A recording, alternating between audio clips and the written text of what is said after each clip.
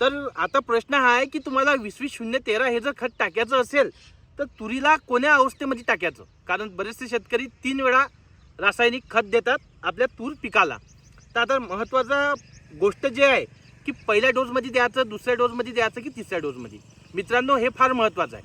तर मी तुम्हाला सांगतो, हा जो प्लॉट आहे आपला, हा तुरीचा प्लॉट आहे. हा एक शेतकरी मित्राचा तुरीचा प्लॉट आहे. तर आता मेन प्रश्न हा आहे की ही जी तूर आहे हे आता आपण बघत आहोत, तर याच्यामध्ये दरवर्षी शेतकरी आता DAP उपलब्ध नाही आहे तर 20-20-0-13 हे खत टाकतात.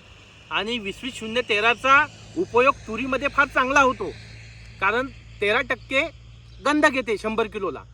आपल्या 20-20-0-13 मध्ये आपल्याला सुरुवातीला 20-20-0-13 हे खत तुरीला देणं आहे, कारण त्याच्यामध्ये समप्रमाणात नत्र, स्फुरद आणि जे पोटॅश आहे ते नाही आहे. आणि काय येते, गंधक म्हणजे सल्फर. तर सुरुवातीच्या अवस्थेत ही झाडाची वाढ व्यवस्थित झाली पाहिजे, ब्रांचिंग चांगली झाली पाहिजे, झाड एकदम टवटवीत राहिलं पाहिजे. याकरिता आपल्याला 20-20-0-13 हे रासायनिक खत देणं आवश्यक आहे. आणि ते पहिल्या डोसमध्ये द्या. जर तुम्ही नंतर दिलं हे सेकंड डोसमध्ये किंवा थर्ड डोसमध्ये, तर मित्रांनो त्यावेळेस पोटॅशची खूप मोठ्या प्रमाणात गरज असते. पाणी वन क्षमता झाडाची जास्त वाढते फुलपाती टिकून राहण्यासाठी.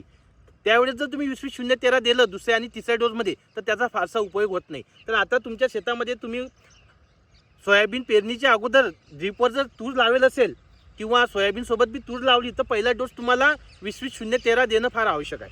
तर असं करा, एकदम छान रिझल्ट येतो. काही प्रश्न असला तर कमेंट करा, मी लगेच तुम्हाला रिप्लाय देतो. आणि यावर्षी तुरीचं उत्पादन एकदम छान घेऊ. धन्यवाद.